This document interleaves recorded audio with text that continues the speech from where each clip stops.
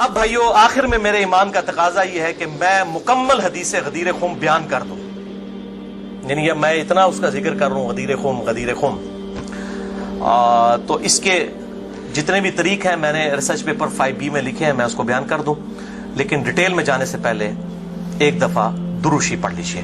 اللہم صلی علی محمد وعلی آل محمد کما صلیت علی ابراہیم وعلی آل ابراہیم انک حمید مجید، اللہم بارک علی محمد وعلی آل محمد کما بارکت علی ابراہیم وعلی آل ابراہیم انک حمید مجید۔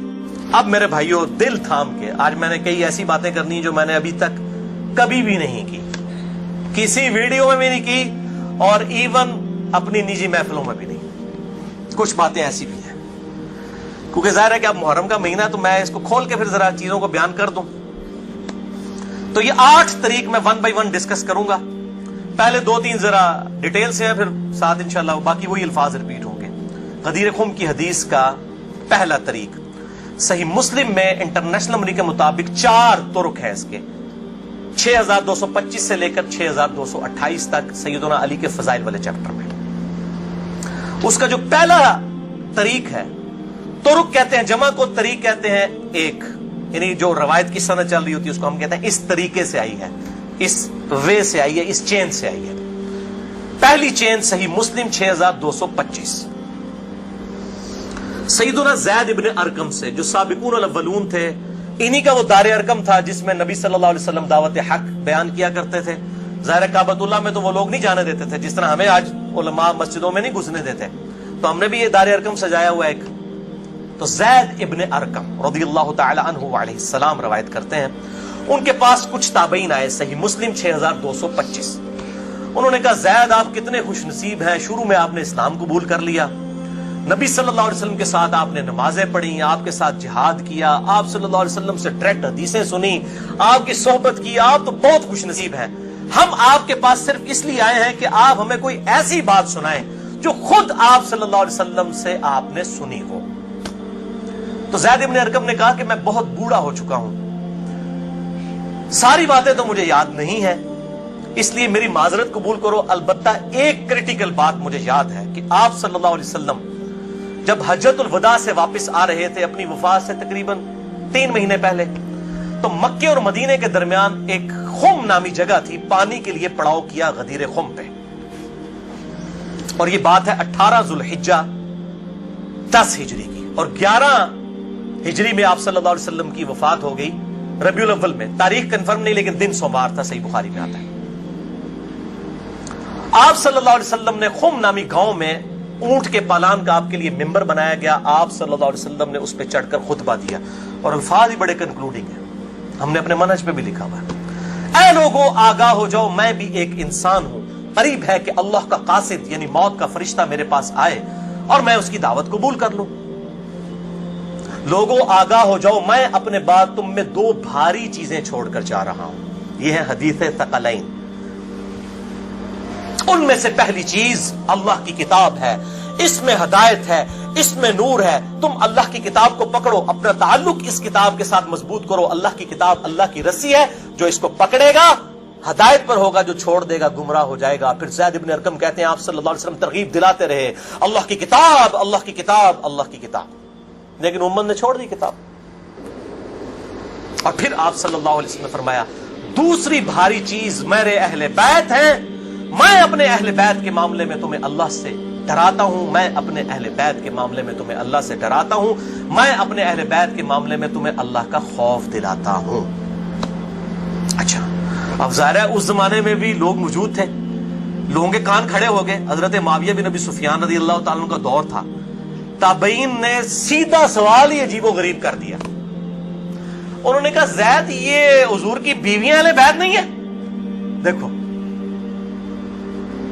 بجائے پوچھنے کے سینئر صحابی سے پوچھتے کہ اہل بیت کون ہے، ان کو فوراً پتا چل گیا کام کدھر ہو ہی جا رہا ہے، یہ حضور کی بیویاں اہل بیت نہیں ہے۔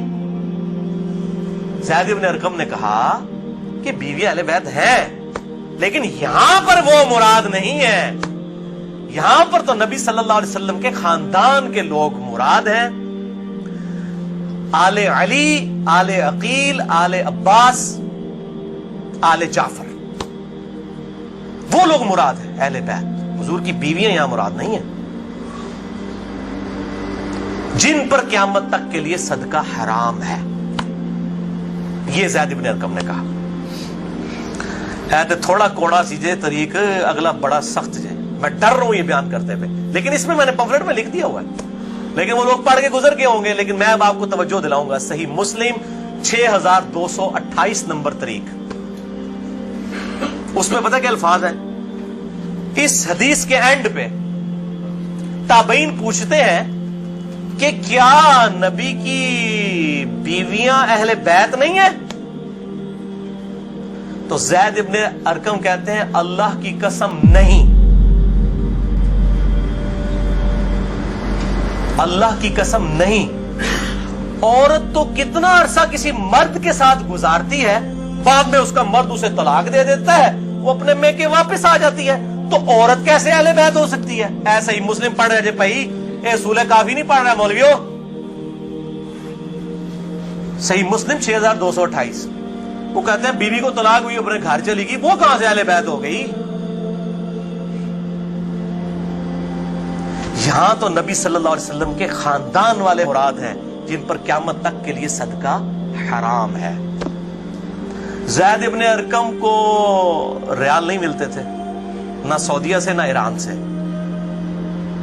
وہ تو صحابی تھے نا رضی اللہ تعالیٰ عنہ، حق بیان کیا انہوں نے. اچھا یہ نہ سمجھیں یہ کہہ دیں کہ زید ابن ارقم کا اجتہاد ہے. اے بھائی اجتہاد نہیں ہے، سن لو. ایک معنوں میں اہل بیت بیویاں ہیں سورۃ الاحزاب آیت نمبر 33 کے تحت، لیکن یہ جس اہل بیت کے بارے میں اللہ سے ڈراتا ہوں ان کے ساتھ اس نے سلوک کرنا، یہ وہی لوگ تو ذبح ہوئے ہیں. آل عقیل ذبح ہوئے، آل جعفر ذبح ہوئے، آل عباس جعفر ہوئے، آل علی ذبح ہوئے. انہی کی اولادیں ذبح ہوئی ہیں نا. یہ 72 جو ہم شہدائے کربلا کہتے ہیں، انہی کے بارے میں ڈرایا تھا جن کے بارے میں غیبی خبر دی گئی تھی کہ ان کے ساتھ امت برا سلوک کرے گی. اچھا یہ زید ابن ارقم کا اجتہاد نہیں ہے میرے بھائیوں. اس کی سپورٹ میں صحیح مسلم سے 2 مرفوع حدیثیں اپنے محبوب صلی اللہ علیہ وسلم کی حدیثیں بیان کرتا ہوں. سنیں پہلی حدیث انٹرنیشنل نمبر کے مطابق صحیح مسلم میں 6261 نمبر. اما عائشہ رضی اللہ تعالی عنہا وعلیہ السلام خود روایت کر رہی ہیں کہ ایک دن نبی صلی اللہ علیہ وسلم اس حال میں برآمد ہوئے کہ آپ صلی اللہ علیہ وسلم نے ایک کالے رنگ کی چادر اوڑھی ہوئی تھی جس پہ نقش و نگار بنے ہوئے تھے جیسا کہ اونٹ کے کجاووں کے ہوتے ہیں. کالے رنگ کی منقش چادر اوڑھی ہوئی تھی. اتنے میں سیدنا حسن آئے، آپ صلی اللہ علیہ وسلم نے ان کو اپنی چادر کے نیچے لے لیا. پھر سیدنا حسین آئے، ان کو اپنی چادر کے نیچے لے لیا. پھر سیدہ فاطمہ آئی، ان کو اپنی چادر کے نیچے لے لیا. پھر سیدنا علی آئے، ان کو بھی اپنی چادر کے نیچے. ان چاروں کو لیا اور 5ویں خود، جس سے 5 تن پاک کا ہم کنسپٹ لیتے ہیں، 5 اس چادر کے نیچے لیا. سیدہ عائشہ کو نہیں لیا. پوائنٹ ٹو بی نوٹڈ، وہ راوی ہیں، وہ دیکھ نہیں ہے منظر. اور اما عائشہ دیکھ لیں کتنی منصف مزاج تھی، انہوں نے یہ روایت بیان کر دی. ورنہ کسی درجے میں اپنے بارے میں بھی سوچ سکتی تھی کہ مجھے نہیں لیا گیا. لوگ کل کو سوال کریں گے کہ آپ کو کیوں نہیں لیا گیا، آپ اہل بیت نہیں تھیں؟ یقیناً تھی، لیکن یہ والا معاملہ جو ہے وہ ایکسٹرا آرڈنری ہے، اسپیشل پروٹوکول ہے. چادر کے نیچے لیا. پھر آپ صلی اللہ علیہ وسلم نے سورۃ الاحزاب کی آیت نمبر 33 پڑھی. انما یرید اللہ لیذھب عنکم الرجس اہل البیت ویطہرکم تطہیرا. اے نبی کے گھر والوں، اللہ تو صرف یہی چاہتا ہے کہ ہر طرح کی ناپاکی تم سے دور کر دے اور تمہیں خوب صاف ستھرا کر دے. راویہ اما عائشہ ہیں، خود چادر کے نیچے نہیں ہیں. علی، حسن، حسین اور سیدنا علی سیدہ فاطمہ ہیں، اور نبی صلی اللہ علیہ وسلم 5ویں خود. تو زید ابن ارقم نے کوئی غلط بات نہیں کی ہے، ان کو یہ حدیثیں پتہ تھیں. اور دوسری حدیث صحیح مسلم سے ہی انٹرنیشنل نمبر کے مطابق 6220 نمبر. یہ بڑی لمبی حدیث ہے، میرا ٹاپک کسی دوسری طرف چلا جائے گا اور کچھ بڑھ جانا ہے.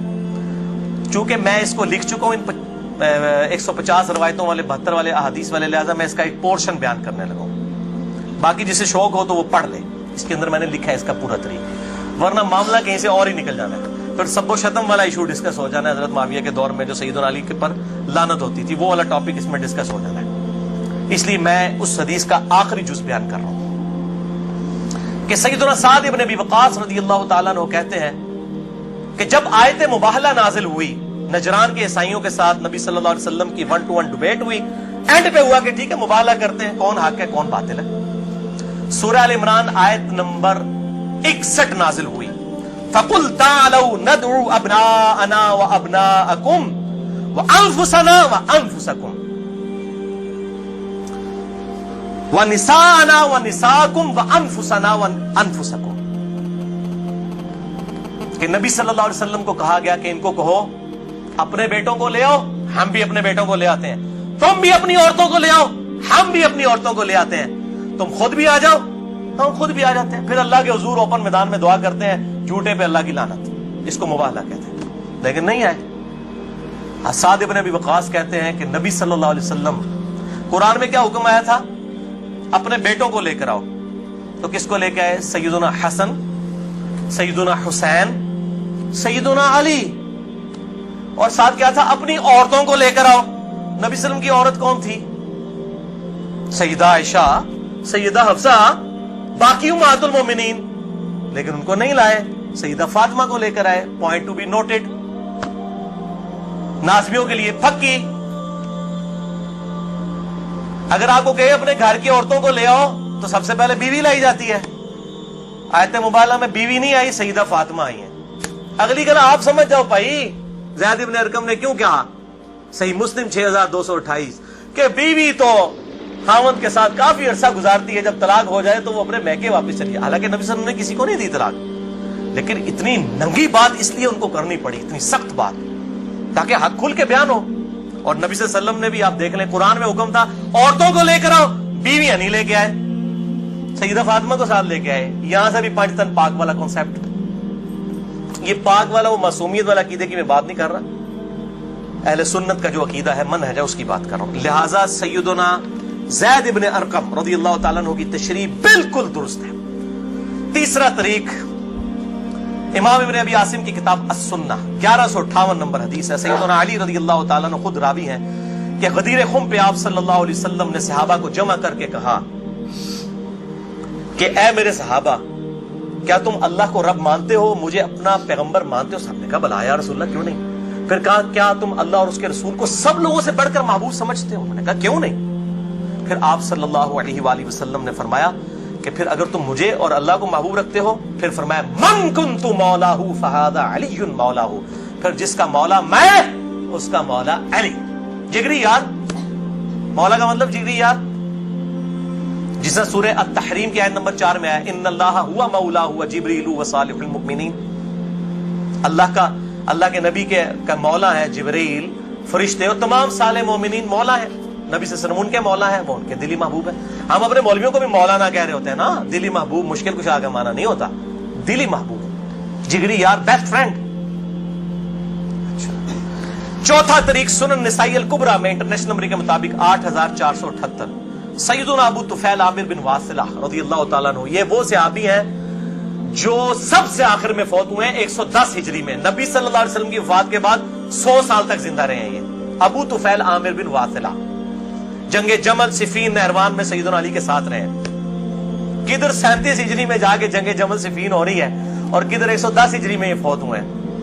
اور ان کی حدیثیں نبی صلی اللہ علیہ وسلم سے بھی روایت ہیں اور سیدنا علی سے بھی انہوں نے کئی حدیثیں روایت کی ہیں.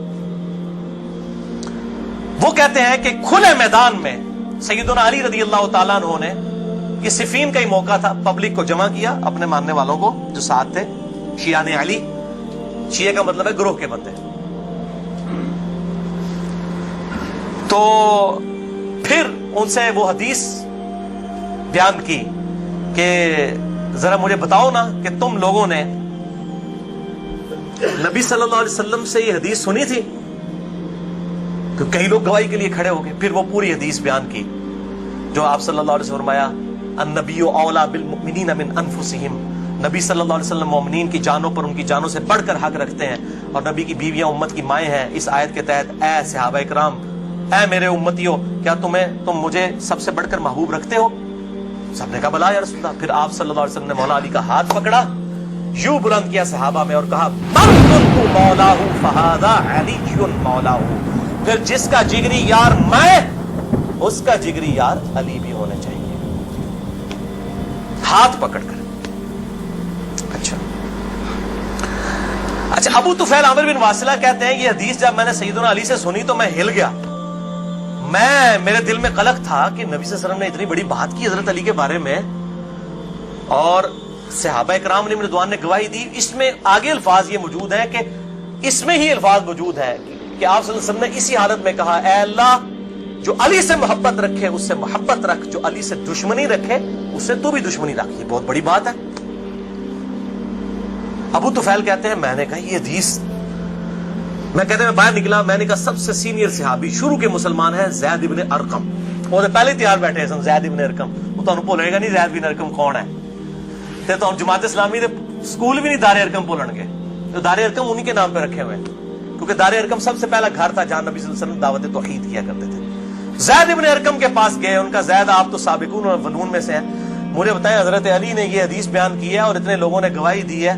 انہوں نے کہا تو کیا بات کرتا ہے، میں نے تو خود نبی صلی اللہ علیہ وسلم سے یہ حدیث سنی ہوئی ہے. من کنت مولا فہذا علی مولا، اور اے اللہ اس سے محبت رکھ جو علی سے محبت رکھے، اس سے دشمنی رکھ جو علی سے دشمنی رکھے. یہ وہ حصہ ہے جس کا ابن تیمیہ نے انکار کیا منہاج السنہ میں. پھر شیخ البانی نے پھر صفوں کے صفحے کالے کیے کہ ابن تیمیہ میں جلد بازی کی عادت تھی اور مبالغہ آرائی تھی. سلسلہ احادیث صحیحہ 2223 نمبر حدیث کے کانٹیکسٹ میں شیخ البانی نے سخت گرفت کی ہے. اچھا، پانچواں طریق صحیح مسلم میں 3713 ہے، جامعہ ترمذی میں 3713. پانچواں طریق من کنت مولا فہذا علی مولا، زید ابن ارقم سے جابر بن عبداللہ سے رضی اللہ تعالی عنہما. چھٹا طریق مسند احمد میں ہے انٹرنیشنل نمبر کے مطابق 19321 جلد 4 صفحہ 370 پر کہ سیدنا علی نے جب پوچھا گواہی دو گے اس حدیث کی غدیر خم کی، تو 30 صحابہ وہاں پر کھڑے ہوئے اور باقی پوری حدیث وہی ہے سنن نسائی الکبریٰ والی کہ اے اللہ اس سے محبت رکھ جو علی سے محبت رکھے، اس سے دشمنی رکھ جو علی سے دشمنی رکھے. تو ہمیں تو بڑا فخر ہے، ہم تو علی سے نہ صرف محبت رکھتے ہیں، علی کے دشمنوں کو للکار رہے ہیں الحمدللہ. تو اللہ تعالیٰ اسی عمل کے سبب، اس عمل کا وسیلہ اللہ کے حضور پیش کرتے ہیں کہ اللہ تعالیٰ ہمیں محبوب رکھے، آمین. بھائی یہ غدیر خم پہ آپ صلی اللہ علیہ وسلم نے خطبہ کیوں دیا؟ اس کی میں نے حکمت کئی لیکچرز میں بیان کی، یہاں میں بھی بیان کر دوں. یہ آپ خطبہ حجۃ الوداع پہ بھی دے سکتے تھے، وہ روایتیں ضعیف ہیں. غدیر خم اس موقع پر پہنچ کر سب لوگ عرب کے جا چکے تھے سوائے اہل شام کے اور اہل مدینہ کے. اور اہل شام صفین میں سیدنا علی کے خلاف کھڑے ہوئے، اور اہل مدینہ میں جو کچھ لوگ تھے انہوں نے اہل مدینہ کے ساتھ زیادتی کی، کچھ ان کے ساتھ زیادتیاں ہوئی. اہل مدینہ اور اہل شام کو اصل میں ڈرایا گیا کیونکہ واقعہ ہرہ میں اہل مدینہ کے ساتھ ظلم کیا یزید نے، اور صفین میں جو ہے وہ حضرت معاویہ جو فوج لے گئے وہ شامیوں کی تھی. اس لیے نبی صلی اللہ علیہ وسلم نے حضرت علی کے بارے میں یہ کریٹیکل حدیث وہاں پر بیان کی تاکہ شامیوں کو اور اہل مدینہ کو ڈر سنا دیا جائے. یہ اس کی ٹیکنیکل ریزن تھی، یہ کوئی خلافت والا معاملہ نہیں تھا. وہ تو بخاری اور مسلم کی متفق علیہ حدیث ہے، صحیح بخاری میں 4460 نمبر حدیث ہے. سیدنا طلحہ نے جب پوچھا عبداللہ ابن ابی اوفا سے کہ بتائیے کیا نبی صلی اللہ علیہ وسلم نے اپنا وصی کسی کو منایا؟ انہوں نے کہا کسی کو نہیں منایا، آپ نے ہمیں قرآن پر چلے رہنے کی وصیت کی تھی.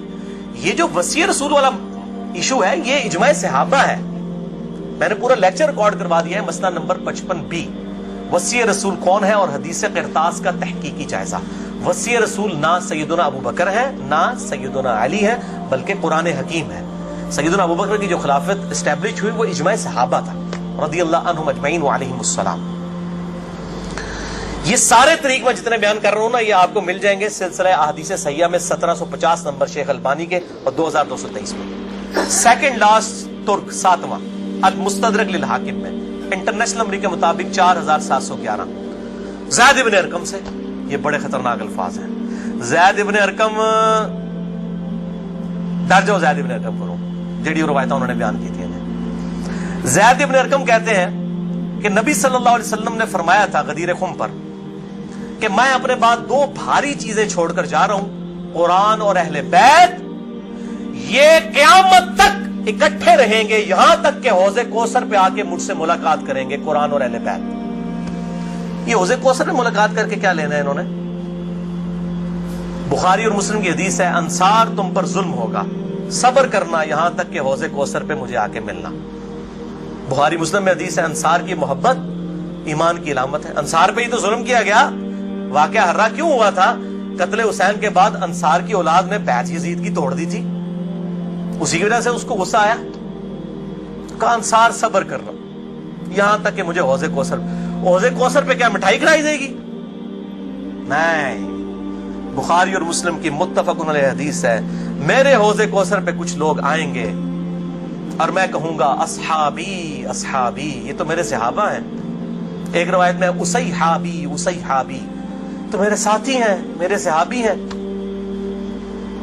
یہ کیا کرتے ہیں، جس طریق میں آتا ہے نا امتی امتی، وہ نکال کے تو بریلوی دیوبندیوں کے اوپر لگانا شروع کر دیتے ہیں، اور صحابی صحابی لکھے نا مکتبۃ شاملہ میں، بخاری مسلم میں کھول جائیں گے۔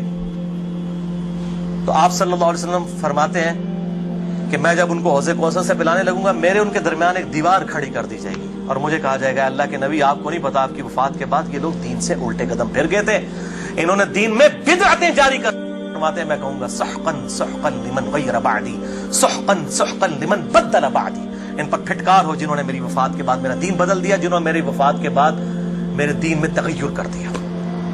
اب یہ ایک اور پنڈورا باکس ہے، اس کو بھی میں یہاں پر کلوز کرتا ہوں، جسے شوق ہو میری زندگی کا اہم ترین لیکچر، مسئلہ نمبر 96، عظمت صحابہ، رد المنافقین اور سنی شیعہ کے اختلاف کا تحقیقی جائزہ اہلسنتپاک.com پر جو ہے وہ دیکھ لیں۔ ہر ایک چیز میں سے ایک جن برآمد ہوتا ہے۔ 8واں طریق اس سے ریلیٹڈ ہے، غدیر خم کا تو نہیں لیکن ریلیٹڈ ہے، اس لیے میں نے اس کو بیان کرنا ضروری سمجھا۔ المستدرک للحاکم میں انٹرنیشنل نمبر کے مطابق 4628، اس جتنی میں حدیثیں بیان کر رہا ہوں، شیخ البانی، شیخ زبیر لزئی، امام ذہبی، امام حاکم رحمہم اللہ اجمعین، تمام نے ان کی تصحیح کی ہوئی ہے۔ میں کو کار بیگ نہیں، عالم ضعیف حدیثاں بیان کر رہا ہوں نا، جو قوایت اللہ سنابلی کرتا ہے، تو پائی جی 10 گھنٹے نہ مکڑ حدیثاں، میں صرف صحیح حدیثیں بیان کر رہا ہوں جن کے اوپر اتفاق ہے سب کا۔ یہ حدیث بھی بڑی اہم حدیث ہے۔ ابو ذر غفاری کا غلام تھا ایک ابو ثابت، وہ کہتے ہیں میں جنگ جمل کے بعد حضرت ام سلمہ ہماری جو ماں ہے، جو آخر میں فوت ہوئی واقعہ کربلا کے بعد بھی، ام سلمہ ام المؤمنین رضی اللہ تعالی عنہا و علیہ السلام، کہتے ہیں میں ان کو ملنے گیا، اماں نے پوچھا، اماں ام سلمہ ہوتے اگر میں لیکچر دیا نا بنو امیہ کے خلاف جتنی حدیثیں ہیں نا، جتنی حدیثیں ہیں، ممبروں پہ لعنت کرنے والے کے خلاف، سیدنا علی کو گالیاں دینے والوں کے پر عتاب، سب کی سب ام سلمہ سے ہیں۔ ام سلمہ پہ اگر ایک میں پورا لیکچر دے سکتا ہوں کہ انہوں نے جو بنو امیہ کے خلاف حدیثیں روایت کی ہیں، ام سلمہ نے، نبی صلی اللہ علیہ وسلم کی بیوی، ایک بریلوی دیوبندی اہل حدیث شیعہ نہیں تھی بھائی، نبی صلی اللہ علیہ وسلم کی بیوی تھی۔ یہاں پر بھی ام سلمہ کو وہ تابعی کہتا ہے میں تو جمل سے آیا ہوں، تو انہوں نے پوچھا کہ بتائیے جنگ جمل میں کیا حال ہوا؟ ان کا اماں میں جنگ جمل میں جو ہے وہ سیدنا علی کا ساتھی تھا۔ اچھا، کہتے ہیں لیکن صبح کے وقت جب میں نے اپنے مخالف لشکر میں سیدہ عائشہ کو دیکھا تو میرا دل ڈولنے لگ پڑا کہ یہ ٹھیک ہے یا وہ، حالانکہ وہ تو کتنی حدیثیں ہیں کہ میری ایک بیوی پہ خوف کے کتے بھونکیں گے، حدیث خوف پہ پورا باب شیخ البانی نے باندھ دیا، میں نے 72 حدیثوں میں نقل کیا، سیدہ عائشہ پہ کتے بھونکے، اس کے بعد پوری زندگی روتی تھی، وہ تو ابن زبیر ان کو آگے لے گئے، اس کے بعد سیدنا علی نے ان کو معاف بھی کیا، اور ایک الگ سے ایک ٹاپک ہے، مسئلہ 101 میرا دیکھ لیں۔ بہرحال سیدہ عائشہ رضی اللہ تعالیٰ عنہ کو دیکھا دل ڈگمگا گیا، کہتے ہیں پھر میں نے جب ظہر کی نماز پڑھی تو اللہ نے میرے دل کو مضبوط کر دیا کہ نہیں علی حق پر ہے، تو ہم نے جنگ کی، اور ظاہر ہے وہ تو کلین سویپ ہوا، سیدنا علی جنگ جیت گئے۔ تو ام سلمہ نے پتہ کیا کہا؟ انہوں نے یہ نہیں کہا کہ یہ مشاجرات صحابہ مجھ سے کیوں ڈسکس کر رہے ہو، دو ہی ٹھیک نے، انہوں نے کہا ابو ثابت تو نے بڑا ہی اچھا کام کیا، میں حضور کی بیوی ہوں، میں نے خود نبی صلی اللہ علیہ وسلم سے یہ بات سنی تھی کہ قرآن اور علی یہ قیامت تک ساتھ رہیں گے یہاں تک کہ یہ مجھے حوض کوثر پہ آ کر ملیں۔ اس سے مراد نہیں کہ حضرت علی زندہ رہیں گے، مراد یہ ہے کہ علی کا جو سٹانس ہے اور قرآن یہ ساتھ ہے، دونوں علی اور قرآن ساتھ رہیں گے یہاں تک کہ حوض کوثر پہ آ کے مجھے ملے۔ اوتھے نازمیہ دی لگے گی پھینٹی، حوض کوثر سے تب ملن گے تو پھر یہی کچھ ہوئے گا نا، سحقن سحقن لمن غیر بعدی، وہاں پہ یہ ہوگا۔ اچھا، تو یہ الحمدللہ سارے طریق مکمل ہوئے۔ آخر میں 3 حدیثیں بیان کر کے اس کو کنکلوڈ کرتا ہوں۔ المستدرک للحاکم میں صحیح سند کے ساتھ 4717 نمبر حدیث ہے ایک طریق، شیخ البانی شیخ زبیر لزئی دونوں نے صحیح کہا، امام حاکم امام ذہبی نے موافقت کی کہ آپ صلی اللہ علیہ وسلم نے فرمایا اللہ کی قسم ہم اہل بیت کے ساتھ جو بغض رکھے گا اللہ تعالیٰ اسے ضرور دوزخ میں داخل کرے گا. کہتے ہیں یزید کا معاملہ اللہ پہ چھوڑیں. امام ذہبی نے لکھا ہے کہ سب سے بڑا ناسبی یزید تھا. اللہ پہ چھوڑیں, بغض نہیں تھا. جو ممبروں پر لعنت کرواتے تھے بغض نہیں تھا. یہ پتہ نہیں کیڑی ایکویشن ہے. تو جھوٹا دفاع کرتے ہیں بنو امیہ کا.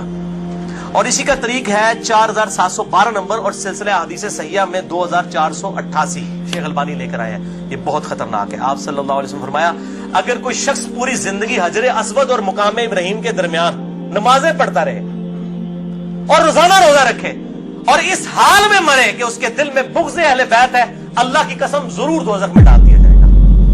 وہ تو ہڈیاں روائی دانا کس کام دیا نے بھائی, تو ہڈیاں پکڑیاں کس کام دیا نے. اگر بغض اہل بیت ہے, باڑ میں گیا سعودیہ کا پیسہ, باڑ میں گیا ایران کا پیسہ, اپنی آخرت کی فکر کرو کہ نا خوش کر دے پو تسی اللہ دے بندے ہو, آیا کرو.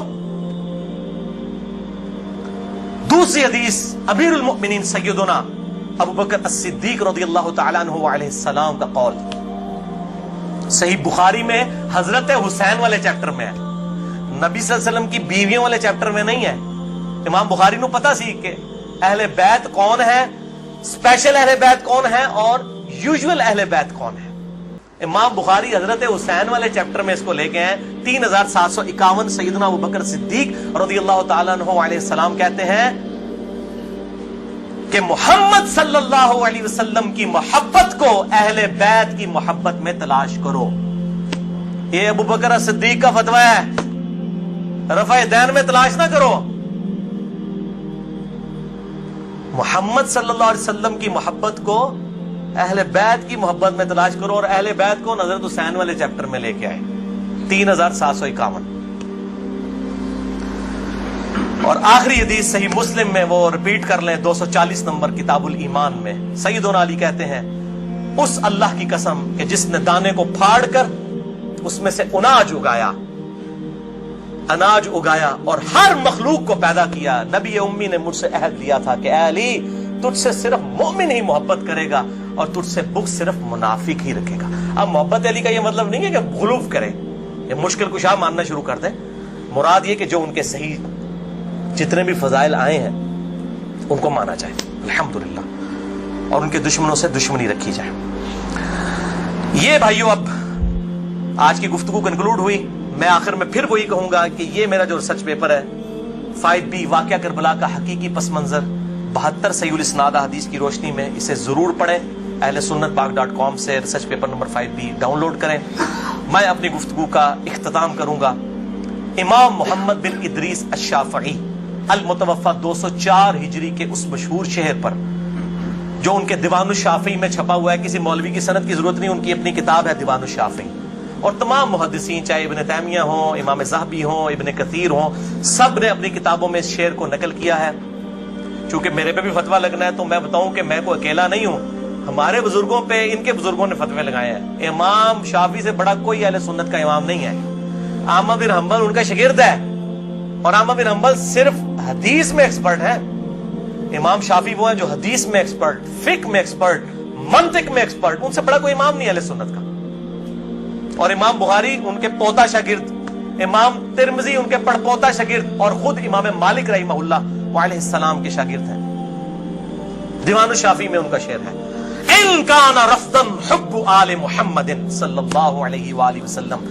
اگر آل محمد کی محبت کا نام تم کہتے ہو رافضی ہونا ہے, شیعہ بھی نہیں رافضی, فلیشہد الثقلان انی رافضی. تو جنوں انس گواہ ہو جاؤ, اے بریلویو دیوبندیو اہل حدیث شیعہ سب کے سب, چاہے جنوں میں ہو چاہے انسانوں میں ہو, من الجنت والناس, وہ والا بھی من الجنت والناس, گواہ ہو جاؤ.